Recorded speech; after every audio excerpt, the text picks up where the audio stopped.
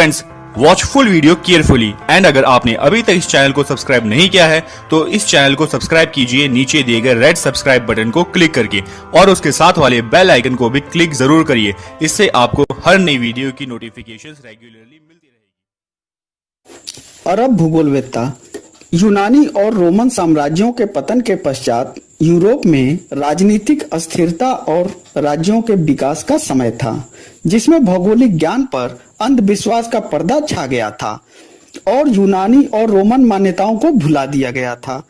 यूरोपीय इतिहास में 3वीं से 12वीं शताब्दी की अवधि को अंधकार युग के नाम से जाना जाता है।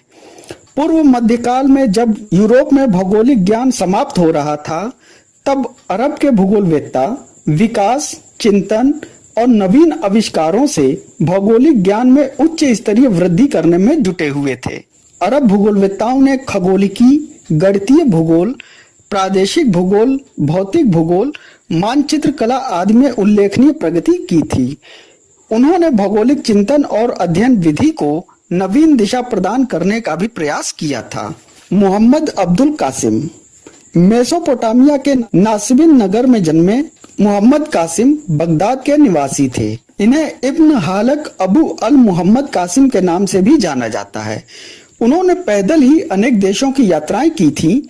943 ईस्वी में यात्रा आरंभ करके उन्होंने उत्तरी अफ्रीका, मिस्र, सीरिया, अजरबैजान, अल जजीरा, इराक, ईरान, सिसिली इत्यादि की यात्राएं की थी। उन्होंने अपने यात्रा वर्णन से संबंधित एक पुस्तक लिखी जिसका नाम है मार्गों और परिमंडल की पुस्तक। इसमें विभिन्न देशों एवं प्रदेशों की सीमाओं, नदियों, जलाशयों, मार्गों, संसाधनों, व्यापारिक वस्तुओं, नगरों आदि का वर्णन सम्मिलित है। मोहम्मद कासिम ने यूरोपीय देशों का भी भौगोलिक वर्णन किया है। उनके विवरण के अनुसार कैस्पियन सागर उत्तरी सागर से जुड़ा नहीं है। उन्होंने यूरोप को एक द्वीप बताया था, अल मसूदी। अल मसूदी का जन्म 9वीं शताब्दी के उत्तरार्ध 985 ईस्वी में बगदाद में हुआ था। अल मसूदी एक भूगोलवेत्ता ही नहीं बल्कि इतिहासकार और प्रसिद्ध लेखक भी थे। इन्होंने एशिया और अफ्रीका की अनेक दूर की यात्राएं की थी। उन्होंने यूनानी और रोमन विद्वानों की रचनाओं का गहन अध्ययन किया था और यात्राओं द्वारा पर्याप्त भौगोलिक सूचनाओं को संग्रहित किया था। अल मसूदी ने कई पुस्तकें लिखी थीं, जिनमें से एक ही पुस्तक उपलब्ध है जिसका नाम है किताब मुराज अल दुहाब। अल मसूदी ने पृथ्वी की गोल आकृति की पुष्टि की थी।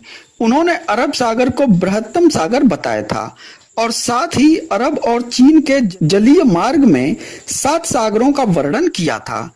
उन्होंने भौतिक भूगोल में महत्वपूर्ण कार्य किया था। उनके अनुसार नदियां अपना मार्ग परिवर्तन करती रहती हैं और अनेक प्रकार की स्थलाकृतियों का निर्माण करती हैं।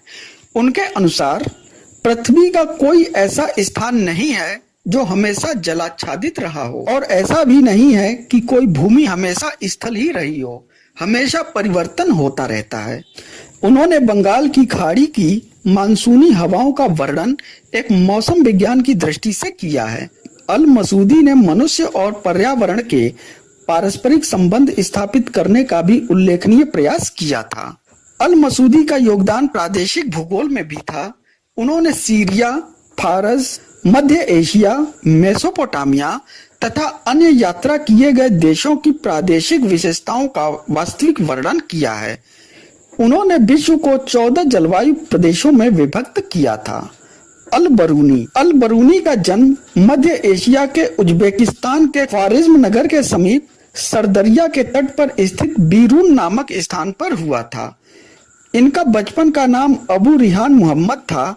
उस समय ख्वारिज्म नगर शैक्षिक केंद्र के रूप में प्रसिद्ध था।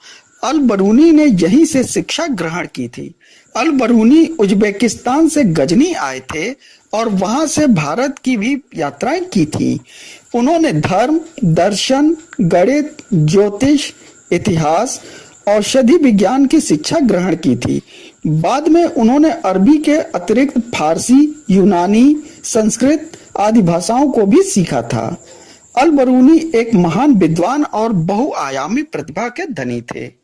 उनकी मृत्यु गजनी में हुई थी। अल बरूनी ने अनेक पुस्तकें लिखी और विभिन्न विषयों पर अपने विचार प्रकट किए।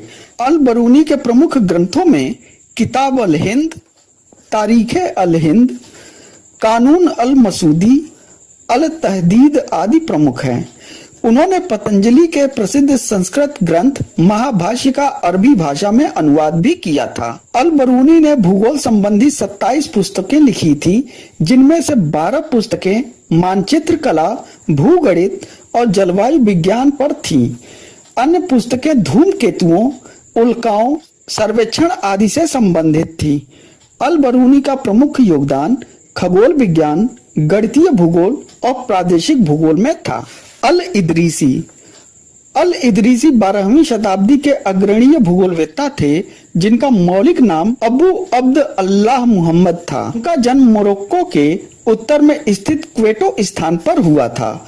वे स्पेन स्थित कार्डोवा के खलीफा इदरिस के वंशज थे। इसी आधार पर वे अल इदरीसी के नाम से भी जाने जाते थे। उनकी शिक्षा दीक्षा कार्डोवा नगर में हुई थी। कार्डोवा में शिक्षा ग्रहण करने के पश्चात अल इदरीसी सिसिली के शासक रोजर द्वितीय के आमंत्रण पर सिसिली पहुंचे और वहां लंबे समय तक रहे। उन्होंने अपने जीवन के प्रारंभिक काल में ही भूमध्य सागर के तटवर्ती स्थानों की यात्राएं की थीं। अल इदरीसी ने Lisbon, Spain, France, England, Morocco, Sicily और अफ्रीका के कुछ आंतरिक भागों की यात्राएं की थीं। उन्होंने भूगोल पर कई पुस्तकें लिखी। अपने अनुभव तथा ज्ञात तथ्यों के आधार पर अल इदरीसी ने एक विश्व मानचित्र भी बनाया था, जिसको समझने के लिए एक संदर्भ पुस्तक भी लिखी गई थी। उनकी पुस्तक विश्व भ्रमण के इच्छुकों के लिए मनोरंजन, अत्यंत रोचक और ज्ञानदायी पुस्तक है। अल इदरीसी ने हिंद महासागर, कैस्पियन सागर, कई यूरोपीय तथा एशियाई नदियों के विषय में फैली पूर्ववर्ती भ्रांतियों को दूर किया और नाइजर, डैन्यूब आदि अनेक नदियों के मार्गों की स्पष्ट व्याख्या की। उन्होंने अपने विश्व मानचित्र में भूमंडल को 7 बृहद जलवायु प्रदेशों में विभक्त किया था। उन्होंने प्रत्येक उप प्रदेश की भू आकृतियों, नदियों, वनस्पतियों, कृषि उपजों आदि का अलग अलग वर्णन किया था। उन्होंने उस समय के ज्ञात क्षेत्रों के लिए छोटे छोटे मानचित्रों का निर्माण करके एक मानचित्रावली का भी निर्माण किया था। अरब सागर और कैस्पियन सागर की सही स्थिति पहली बार अल इदरीसी के मानचित्र में ही प्रदर्शित की गई थी। अल इदरीसी ने अपने यात्राओं तथा अनुभव के आधार पर ज्ञात देशों और प्रदेशों का प्रादेशिक वर्णन किया था, जो लगभग वास्तविक थे। इब्न बतूता का जन्म उत्तरी अफ्रीका के टेंजियर्स नगर में एक मुस्लिम न्यायाधीश के परिवार में हुआ था। उनकी प्रारंभिक शिक्षा स्थानीय विद्यालय में हुई थी। उनमें भ्रमण और विश्व के कई विषय में अधिक से अधिक जानने की इच्छा बचपन से ही थी। वे अध्ययन के उद्देश्य से मिस्र, सीरिया और हिजाज में कई वर्षों तक रहे। वहाँ के प्रमुख सूफियों, संतों और विद्वानों से मिले। उन्होंने तीर्थ यात्रा के उद्देश्य से 21 वर्ष की आयु में मक्का की हज यात्रा की थी। हज यात्रा के पश्चात उन्होंने मिस्र, सीरिया, मेसोपोटामिया, अरब, फारस, मध्य Asia, Bharat, Sri Lanka, Maldives, Sumatra, Ethiopia, चीन आदि प्रदेशों की सफलतापूर्वक यात्राएं की थी।